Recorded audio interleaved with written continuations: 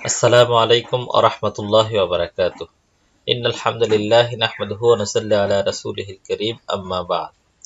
সুপ্রিয় অষ্টম শ্রেণীর শিক্ষার্থীবৃন্দ, আজকের ক্লাসে তোমাদেরকে স্বাগতম জানাচ্ছি। আমি মোহাম্মদ মাকসুদুর রহমান।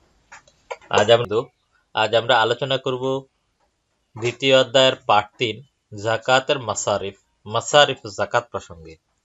মাসারিফ আরবি শব্দ, এর অর্থ হচ্ছে ব্যয় করার খাত।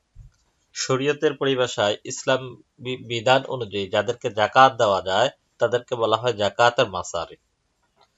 যাকাতের মাসারিফ অর্থাৎ কোন কোন খাতে যাকাতকে ব্যয় করতে হবে, আল্লাহ তাআলা স্বয়ং তা নির্ধারণ করে দিয়েছেন। কোরআনে আল্লাহ রাব্বুল আলামিন বলেন, ইন্নামাস সাদাকাতু লিল ফুকারাই ওয়াল মাসাকিন। এভাবে এই আয়াত, সূরা তাওবার আয়াত ৬০ আল্লাহ রাব্বুল আলামিন যাকাতের ৮টা মাসারিফকে নির্ধারিত করে দিয়েছেন।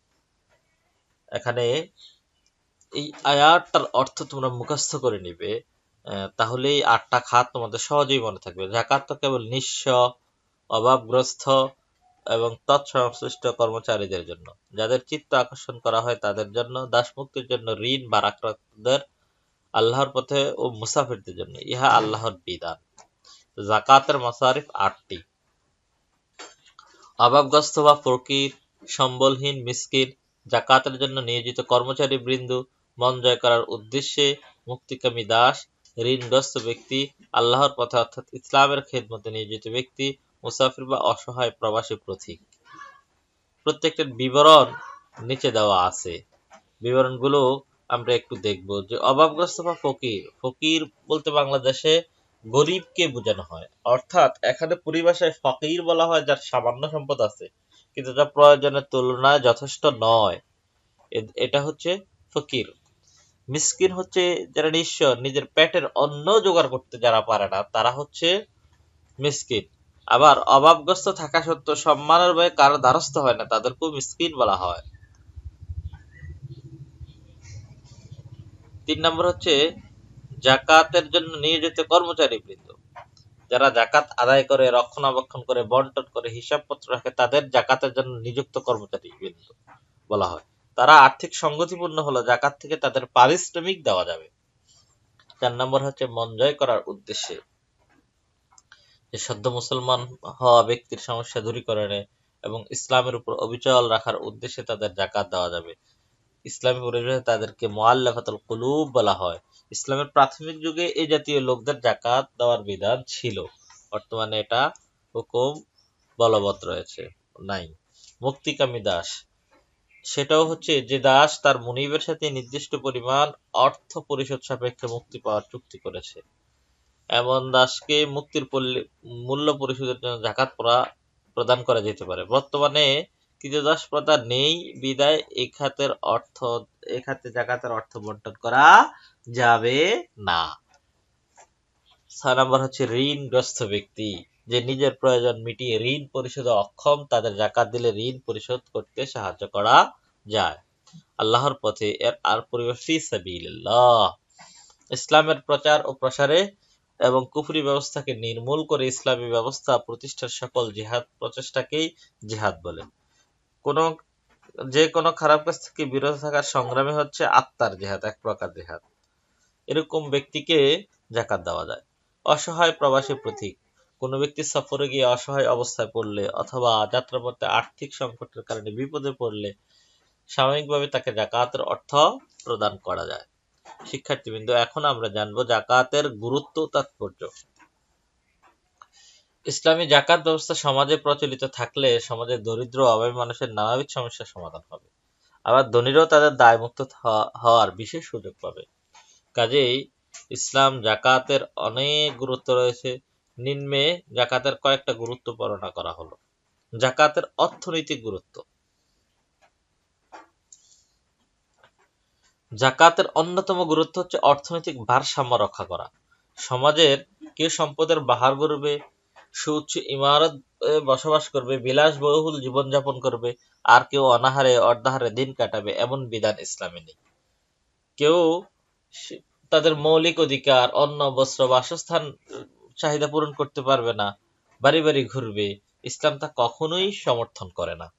ইসলাম সকল শ্রেণীর নাগরিকদের মধ্যে অর্থনৈতিক ভারসাম্য রক্ষার জন্য ধনীদের উপর জাকাত ফরজ করেছে। রাসূলুল্লাহ সাল্লাল্লাহু আলাইহি সাল্লাম বলেন, আল্লাহ তাআলা লোকের উপর সাদাকা ফরজ করেছেন, তা নেওয়া হবে ধনীদের থেকে, বিলিয়ে দেওয়া হবে দুস্থদের মধ্যে।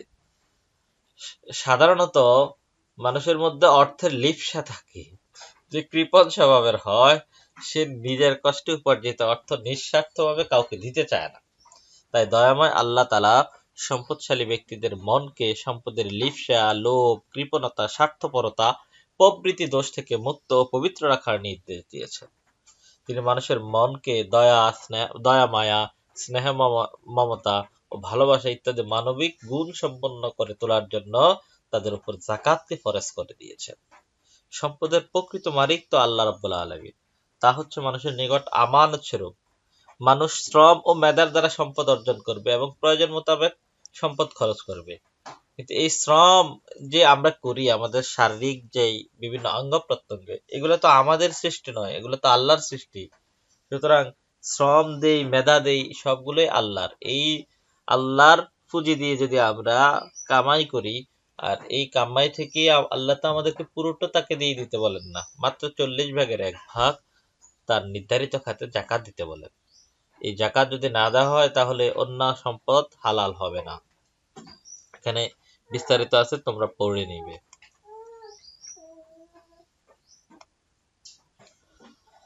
শিক্ষার্থীবৃন্দ, এখন আমরা জাকাতের সামাজিক গুরুত্ব সম্পর্কে পড়ব। জাকাতের মাধ্যমে সমাজে ধনী দরিদ্রের মধ্যকার বিরাজমান বৈষম্য দূর হয়, তাদের মধ্যে অর্থনৈতিক সমতার ক্ষেত্র প্রস্তুত হয়। সমাজের কোনো লোক অন্নহীন, বস্ত্রহীন, গৃহহীন থাকবে না, কেউ না খেয়ে থাকবে না, কেউ বিনা চিকিৎসায় কষ্ট পাবে না। সম্পদশালী ব্যক্তিদের সম্মিলিত প্রচেষ্টা জাকাত ও সাদাকাত দানের অর্থ অভাবীদের প্রয়োজন মিটিয়ে অনেক জনহিতকর ও কল্যাণমূলক কাজ করা যায়। বহু দরিদ্র ব্যক্তিকে অর্থনৈতিকভাবে স্বাবলম্বী করা যায়।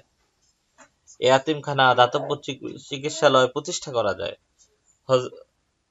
জাকাত ভিত্তিক অর্থব্যবস্থা গড়ে তুললে আসলে অভাব কিরকম যায়, তার একটা দৃষ্টান্ত হযরত ওমর ইবনে আব্দুল আজিজ রাহমাতুল্লাহ আলাইহি যুগে পাওয়া যায়। আল্লাহ রাসূল জাকাত প্রতিষ্ঠা করার মাত্র হিজরতের পর জাকাত দ্বিতীয় হিজরতে ফরজ হয়েছে। 99 বছরের মাথায় হযরত ওমর ইবনে আব্দুল আজিজ রাহমাতুল্লাহর যুগে এরকম অবস্থা হয়েছিল, মানুষ জাকাত খাওয়ার উপযুক্ত খুঁজে পাওয়া যেত না। পুরা ইসলামী আলমে এরকম লোক পাওয়া যেত না যিনি জাকাত খাওয়ার উপযুক্ত। এই অবস্থাটা কিভাবে হয়েছে, যে ইসলাম জাকাত ব্যবস্থা গোটা সমাজকে কৃপণতা, সংকীর্ণতা, স্বার্থপরতা, হিংসা, বিদ্বেষ প্রভৃতি বদঅভ্যাস থেকে পবিত্র রাখে এবং পরস্পরের মধ্যে ভালোবাসা, ত্যাগ, মমত্ববোধ ইত্যাদি গুণ আরো সুদৃঢ় করে। শিক্ষার্থীবৃন্দ, আজকের এই পাঠটি খুবই গুরুত্বপূর্ণ। এখান থেকে বেশিরভাগ সময় সৃজনশীল প্রশ্ন আসে। তোমাদেরও এই 2টা পাঠ ভালো করে তোমরা পড়বে এই প্রত্যাশায়, এবং যাতে বড় হলে আমরা জাকাতের অনুশীলন করতে পারি, আল্লাহর কাছে এই তৌফিক কামনা করে আজকের মতো এখানেই শেষ করছি। আসসালামু আলাইকুম ওয়া রাহমাতুল্লাহি ওয়া বারাকাতুহু।